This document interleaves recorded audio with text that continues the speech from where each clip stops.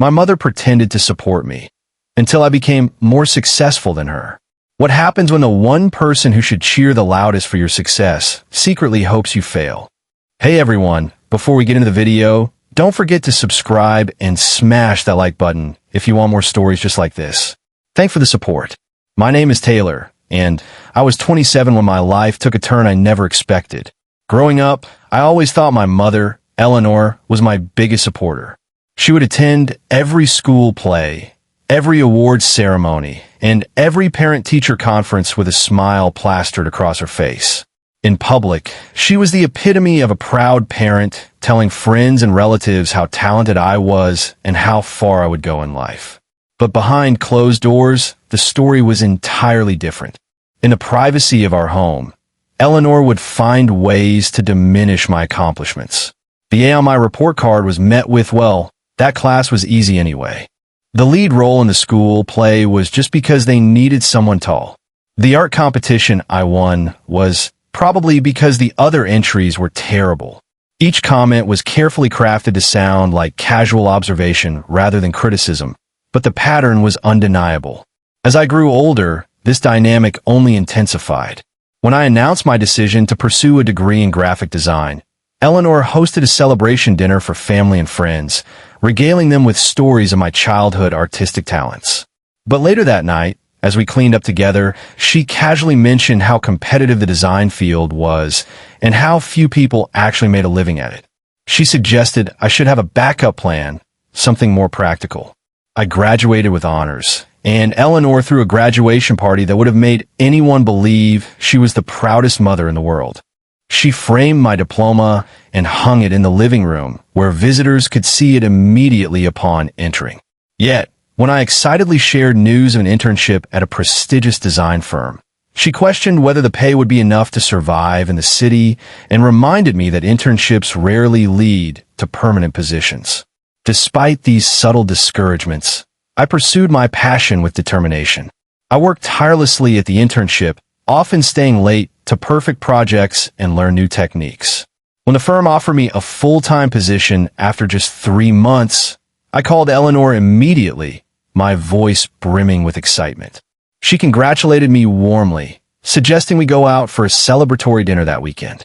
But when I arrived at her house to share the details, she had already printed out job listings for what she called more stable career paths in marketing and administration.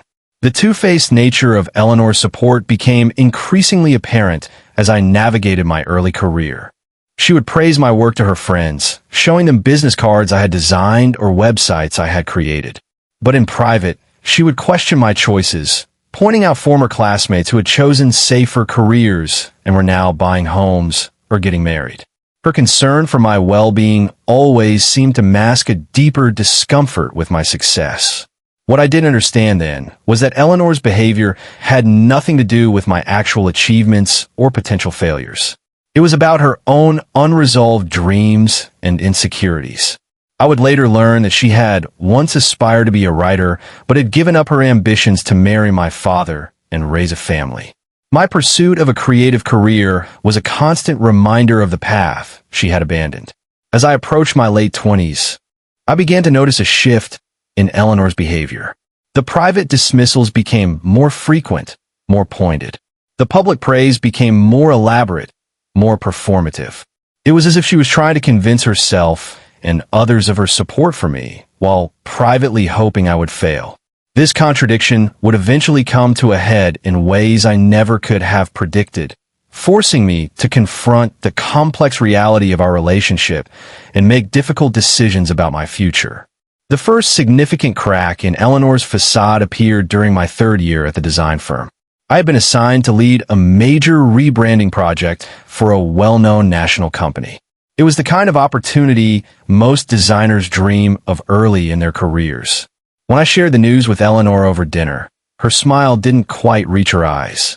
She listened politely as I explained the scope of the project, the creative freedom I'd been given, and the potential impact on my career. But her response was lukewarm at best. "That sounds nice, dear," she said, pushing food around her plate. "Just don't work too hard. These big companies often use young talent for their fresh ideas but don't give proper credit. Her words planted a seed of doubt that took root despite my initial excitement.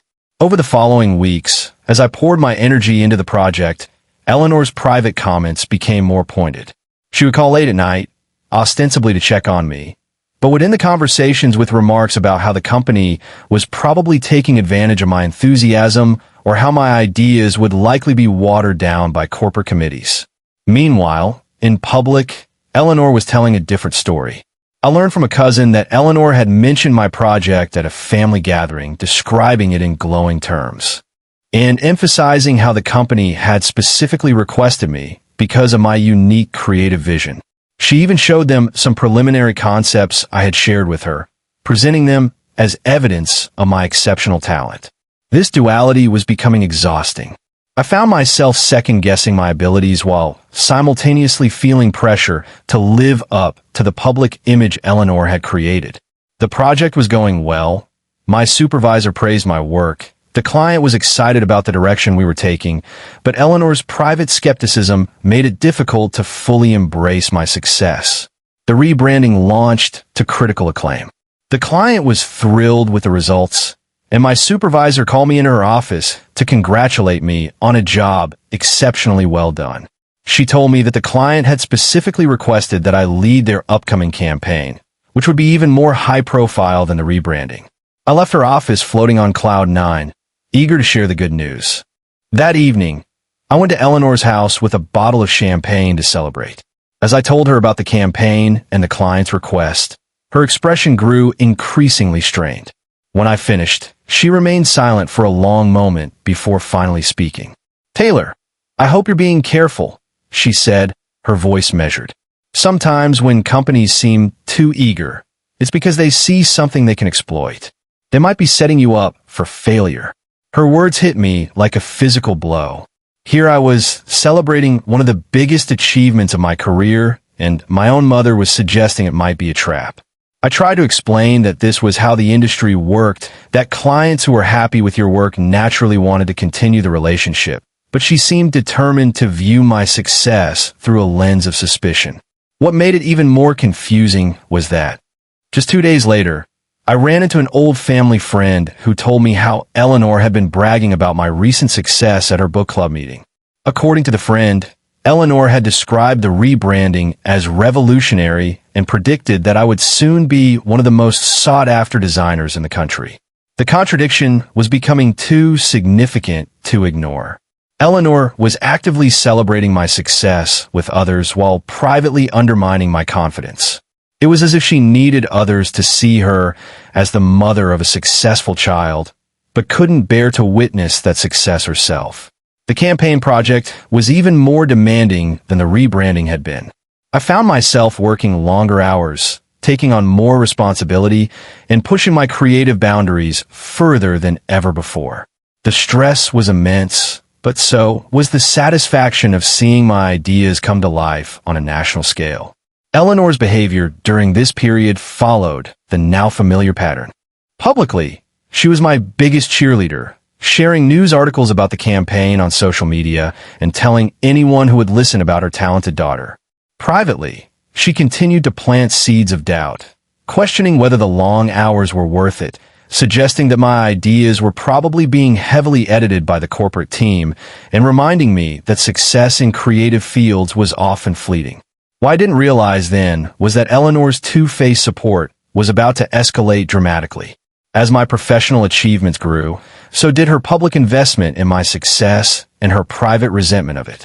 This tension was building toward a breaking point that would change our relationship forever. The campaign I had been working on won a prestigious national award. When I received the email notification, my hands shook with excitement. This was the kind of recognition that could define a career, and I had achieved it at only 27. I immediately called Eleanor, expecting her to share in my joy. Her initial reaction was everything I could have hoped for. She gasped dramatically, asked me to repeat the news several times, and immediately began planning a celebration. She suggested we invite the entire extended family, rent a small venue, and make an event to remember.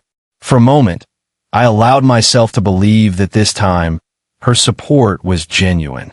The award ceremony was scheduled for a month later, and in that time, Eleanor seemed to fully embrace her role as the proud mother of an award-winning designer.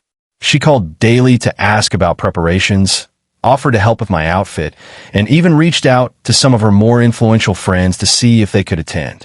When a local newspaper expressed interest in writing a feature about me, Eleanor was the first to suggest we do the interview at her house, where she could host the reporter and be part of the narrative.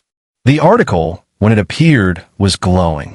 The writer described me as a rising star in the design world and devoted several paragraphs to Eleanor's role in nurturing my talent.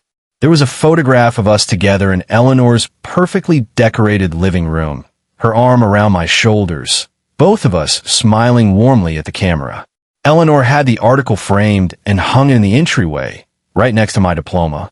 Behind the scenes, however, a different story was unfolding. As the ceremony approached, Eleanor's private comments became increasingly pointed. She would call late at night, ostensibly to discuss final arrangements, but would end the conversations with observations about how quickly fame fades or stories about award winners who struggled to find work afterward. She even suggested that the award might have been given more for political reasons than for the actual quality of the work. The night of the ceremony arrived.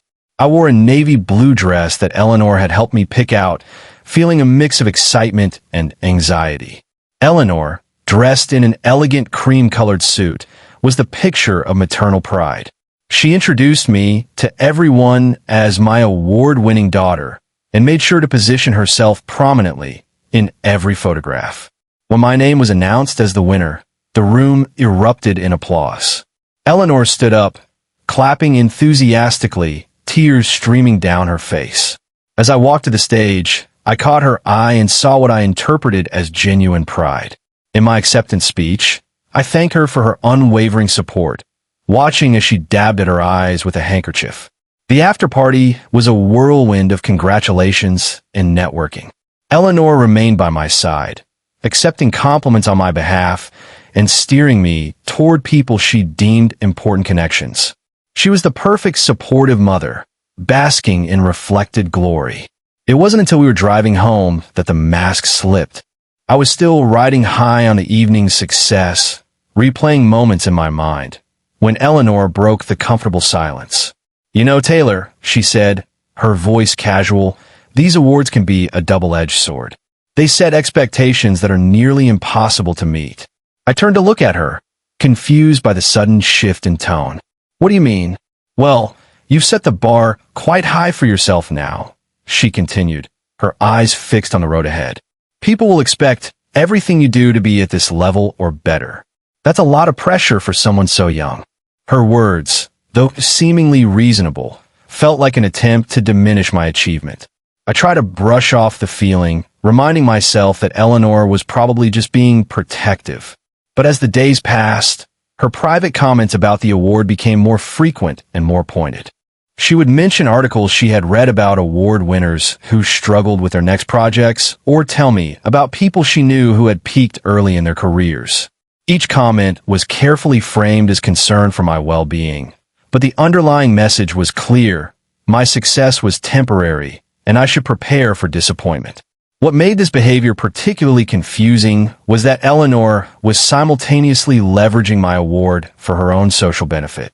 She accepted invitations to speak at local organizations about raising a successful child, gave interviews about the importance of supporting children's creative pursuits, and even started a blog about parenting talented kids. She was building a public identity around being the mother of an award-winning designer, while privately suggesting that my success was likely a fluke.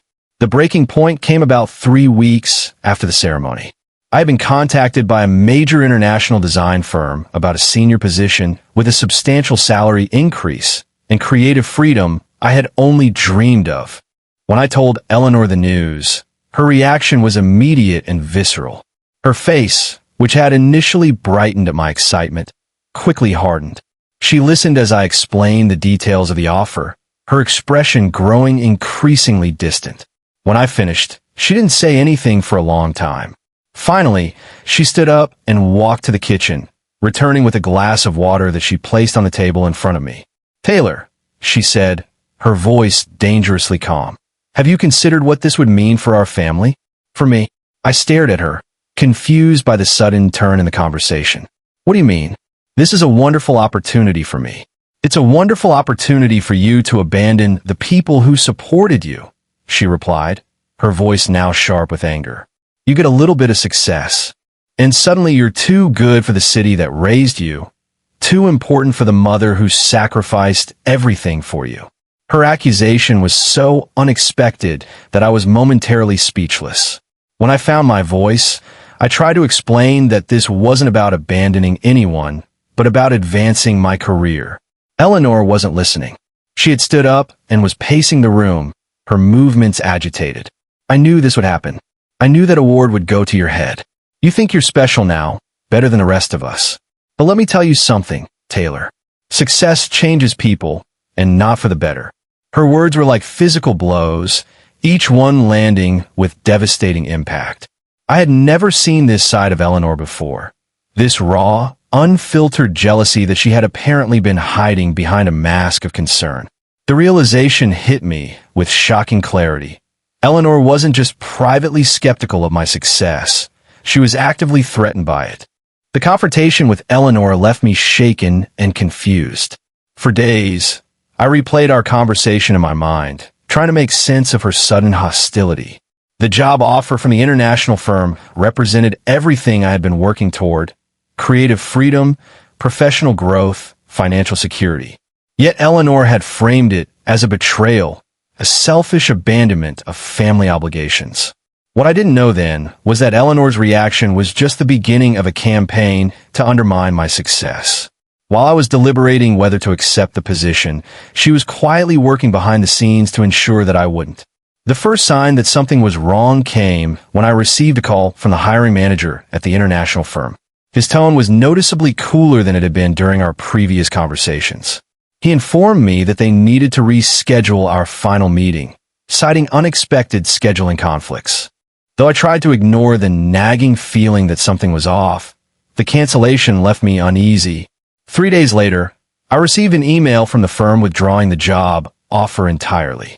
The explanation was vague, something about restructuring and budget cuts, but it didn't sit right with me. The company had seemed enthusiastic about bringing me on board, even discussing start dates and relocation packages. To have the offer rescinded so abruptly felt suspicious. When I called Eleanor to share the disappointing news, her response was telling. Though she offered the expected words of sympathy, there was an undercurrent of relief in her voice that I couldn't ignore. She suggested that perhaps it was for the best, that the position might not have been as good as it seemed, and that staying in my current job was probably the wiser choice. It wasn't until a month later that I discovered the truth. A former colleague who had moved to the international firm reached out to me, concerned about what had happened. She told me that shortly after my final interview, someone claiming to be my mother had called the HR department. This person had alleged that I had a history of professional instability, that I had embellished my qualifications, and that I was prone to emotional outbursts in high-pressure situations. The HR representative had been skeptical, but had decided to run a more thorough background check, which revealed some discrepancies in my employment history. Discrepancies that Eleanor herself had created by calling my previous employers and asking leading questions about my performance. By the time these concerns were raised, the company had already moved forward with another candidate. Hearing this, I felt a chill run down my spine. Eleanor hadn't just been privately critical of my success. She had actively sabotaged a major career opportunity. The realization was devastating. Not just because of the professional setback, but because of the profound betrayal it represented. Confronting Eleanor about her actions was one of the most difficult things I've ever done. I invited her to coffee, choosing a neutral public space where I hoped she would maintain composure. As I laid out what I had learned, watching her face shift from denial to anger to something that looked like shame, I felt a strange mix of emotions: anger, hurt, but also a bizarre sense of clarity. Eleanor initially denied everything, suggesting that my former colleague was mistaken or perhaps jealous of my success. But as I presented more details, specific information that only someone with inside knowledge could have known, her denials became less convincing. Finally, she broke down, admitting that she had made some calls, but insisting that she had only been trying to protect me from a potentially disappointing situation. Her explanation was a masterpiece of maternal gaslighting. She claimed that the international firm had a reputation for burning through young talent, that the position would have required me to work unreasonable hours, and that the creative freedom they promised was often illusory. She had been looking out for my best interests, she insisted, even if her methods had been misguided. What she couldn't explain away was why she hadn't shared these concerns with me directly. Why had she pretended to support the opportunity while working behind the scenes to undermine it? The answer, when it finally came, was both simple and complicated. "I just wanted you to stay here," she whispered, her voice barely audible over the cafe's background noise. With me. In that moment, I understood the depth of Eleanor's insecurity. Her support for my success had always been conditional, acceptable as long as it didn't threaten her role as the central figure in my life. The international position represented not just a career move, but a potential geographical and emotional distance that she couldn't bear to contemplate. The revelation left me grappling with complex emotions. On one hand, I felt sympathy for a woman so insecure in her relationships that she would sabotage her own child's success to maintain closeness. On the other hand, I was furious at the betrayal and the professional setback it had caused. What I didn't realize then was that this confrontation would set in motion a series of events that would force me to reevaluate not just my relationship with Eleanor, but my entire understanding of family, success, and personal identity. The path forward would require me to make difficult choices about forgiveness, boundaries, and the kind of life I wanted to live, choices that would ultimately define me more than any professional achievement ever could. In the weeks following my confrontation with Eleanor, I found myself navigating a strange emotional landscape. The initial anger and betrayal gradually gave way to a more nuanced understanding of her motivations, though this understanding didn't make her actions any less hurtful. What became increasingly clear was that I needed to establish boundaries if our relationship was to continue in any form. The first boundary I set was professional. I decided not to share specific details about upcoming opportunities with Eleanor, limiting our conversations to general topics about my work. This created a noticeable shift in our dynamic. Eleanor, accustomed to being privy to every aspect of my career, seemed unsettled by the new distance. Her questions became more probing, her attempts to extract information more transparent. "I heard your firm is working on a major campaign for a tech company," she mentioned casually during one of our weekly lunches. "That must be exciting." I responded vaguely, confirming that we were indeed working on a tech campaign, but offering no specifics. Eleanor's smile tightened almost imperceptibly, a reaction I was becoming adept at recognizing. She was being denied the opportunity to publicly claim involvement in my success while privately undermining it. This new boundary extended to social media as well. Eleanor had developed a habit of posting about my achievements, often accompanied by photos of us together and lengthy captions about her role in nurturing my talent. I asked her to stop posting about me without permission, a request that she initially agreed to but repeatedly forgot to honor. The third time it happened, I made a public comment on her post, asking her to remove it. The ensuing conversation was tense, but necessary. The second boundary I established was emotional. Eleanor had a habit of calling late at night, ostensibly to check on me, but inevitably steering the conversation toward my perceived shortcomings or the potential pitfalls of my career path. I instituted a new rule: no work-related discussions after 8 p.m. This simple boundary significantly reduced the frequency of her undermining comments, though it didn't eliminate them entirely. What I hadn't anticipated was how Eleanor would respond to these new boundaries. Rather than respecting them, she adapted her tactics.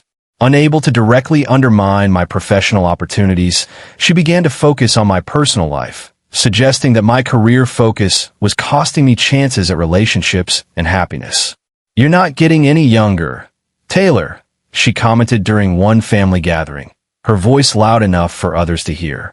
"All the success won't keep you warm at night." Her public concern for my personal life masked a private campaign to highlight my perceived failures in the relationship department. She would mention former classmates who were getting married or having children, always with a wistful tone that implied I was missing out on life's most important experiences. The most challenging boundary to establish was the physical one. Eleanor had always been physically affectionate, often touching my arm or shoulder as she spoke, especially when others were watching. As her behavior became more manipulative, I found myself flinching away from her touch, a reaction that hurt her deeply and confused onlookers. Explaining this boundary to Eleanor was difficult. She couldn't understand why I would reject her affection, interpreting it as a rejection of her as a person. The truth was more complex. Her physical touch had become associated with emotional manipulation, and I needed space to heal from the damage her behavior had caused. As I implemented these boundaries, I noticed a change in how others perceived our relationship. Friends and family members who had once envied our close bond began to notice the tension between us. Some asked direct questions, which I answered honestly, but without excessive detail. Others made pointed comments about how Eleanor seemed to be living vicariously through my success. What surprised me most was Eleanor's response to being called out. When confronted by a family friend about her behavior at a gathering, Eleanor played the victim, suggesting that I was becoming arrogant and distant as a result of my success.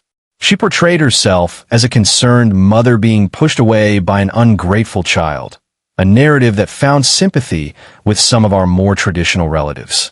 This divide in our family created additional stress. Some members understood my need for boundaries, while others saw me as being cruel to a mother who had only ever wanted the best for me.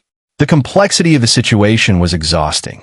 There was no simple way to explain Eleanor's two-faced behavior without sounding like I was exaggerating or being ungrateful. The breaking point came during the holiday season, traditionally a time of elaborate family gatherings in our family.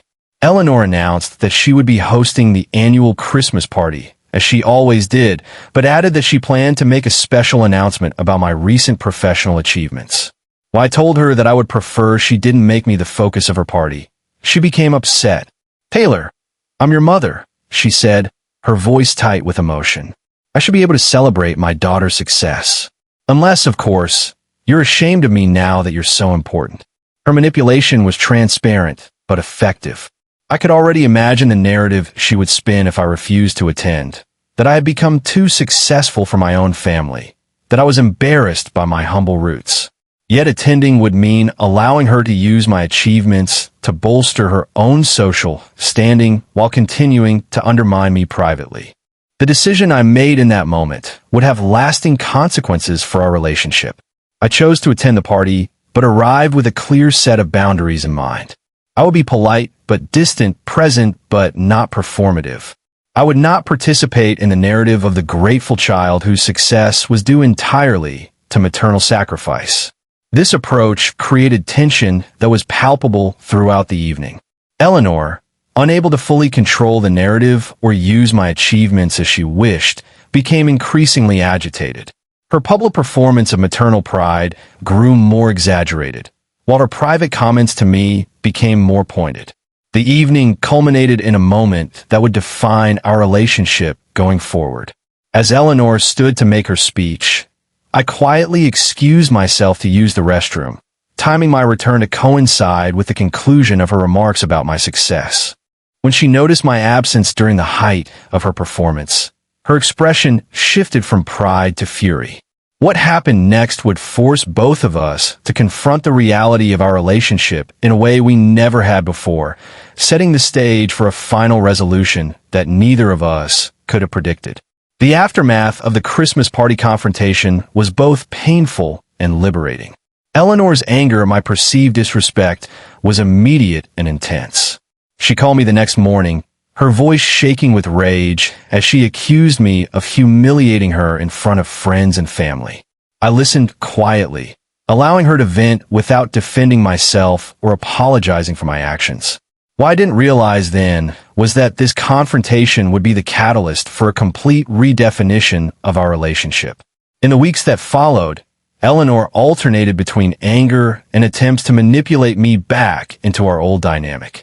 She sent guilt-inducing text messages, showed up unannounced at my apartment, and even enlisted other family members to pressure me into apologizing. What made this period particularly challenging was that I was simultaneously dealing with the professional fallout from Eleanor's sabotage. The international firm had blacklisted me, and word had spread in our relatively small industry that I was difficult to work with. I found myself having to rebuild my professional reputation from scratch, a task made more difficult by Eleanor's continued interference. The turning point came during a therapy session. I had started to deal with the emotional fallout. My therapist suggested that Eleanor's behavior wasn't just about jealousy or insecurity, but about a fundamental inability to see me as a separate individual with my own needs and desires. She described it as a form of emotional narcissism, where Eleanor saw me primarily as an extension of herself rather than as an autonomous person. This reframing was revelatory. It helped me understand that Eleanor's behavior wasn't something I could fix through better communication or increased understanding. Her need to control my narrative and diminish my success was rooted in her own psychological makeup, not in anything I had done or failed to do. Armed with this insight, I made the difficult decision to create significant distance between us. I moved to a different city, accepting a position with a firm that was willing to give me a fresh start. I limited my communication with Eleanor to brief weekly calls and occasional visits for major holidays. I didn't explain my reasons in detail, knowing that any attempt to do so would be met with manipulation or denial. Eleanor's reaction to this distance was predictable. She initially played the victim, telling family members that I had abandoned her in her old age. She then tried various tactics to draw me back into our old dynamic. Health scares, financial difficulties, emotional appeals. Each attempt was met with consistent but loving boundaries. What surprised me was how this distance affected my own growth. Freed from the constant need to navigate Eleanor's two-faced support, I found myself able to pursue opportunities with renewed confidence. I took risks I might have avoided before, trusting my own judgment rather than second-guessing myself based on Eleanor's projected doubts. Over time, I began to notice subtle changes in Eleanor's behavior. During our weekly calls, she became less prone to making negative comments about my career choices. She stopped asking probing questions designed to uncover potential vulnerabilities in my professional life. She even, on occasion, offered genuine support without immediately following it with a backhanded compliment. The most significant shift came about a year after I had moved. Eleanor called to tell me that she had started volunteering at a community center, teaching art classes to underprivileged children. As she described her work, I heard a passion in her voice that I hadn't heard before, a sense of purpose that wasn't dependent on my achievements or reflected glory. "I've been thinking about what you said," she admitted during one conversation, her voice tentative, "about how I needed something that was just for me. These kids, they remind me of you when you were little, before all the success and pressure. They just create because they love it." This acknowledgement felt like a breakthrough, the first genuine sign that Eleanor was beginning to develop her own identity separate from mine. It didn't erase the past or the damage her behavior had caused, but suggested the possibility of a different kind of relationship moving forward. Today, 2 years after that Christmas party confrontation, our relationship exists in a new form. We speak regularly, but not excessively. I share selective details about my life and career, focusing on general updates rather than specific opportunities that might trigger her insecurity. Eleanor, in turn, has developed interests and friendships that give her a sense of purpose beyond being my mother. The distance between us, both physical and emotional, has allowed something unexpected to grow. A relationship based on mutual respect rather than manipulation, on genuine connection rather than performative support. Eleanor still struggles with her jealousy at times, but she's learning to recognize it and manage it without undermining me. What I've learned through this journey is that success doesn't just change our lives, it changes our relationships, sometimes in ways we never expect. The people who should be our biggest supporters can become our biggest obstacles, not necessarily out of malice, but out of their own unresolved issues and insecurities. I've also learned that setting boundaries with people we love, even our own mothers, isn't an act of cruelty, but of self-preservation. Sometimes, the most loving thing we can do for both ourselves and others is to create the space necessary for authentic relationships to develop. As I look toward the future, I do so with a sense of peace that I never thought possible. Eleanor and I will never have the storybook mother-daughter relationship she once performed for others, but we're building something real, something honest. And in the end, that's worth more than any achievement or award. My success is no longer a threat to Eleanor's identity, and her support is no longer conditional on my failure. We've both found our own paths to fulfillment, separate but connected, independent but supportive. And in that delicate balance, we've discovered a kind of love that doesn't require one of us to dim our light for the other's shine.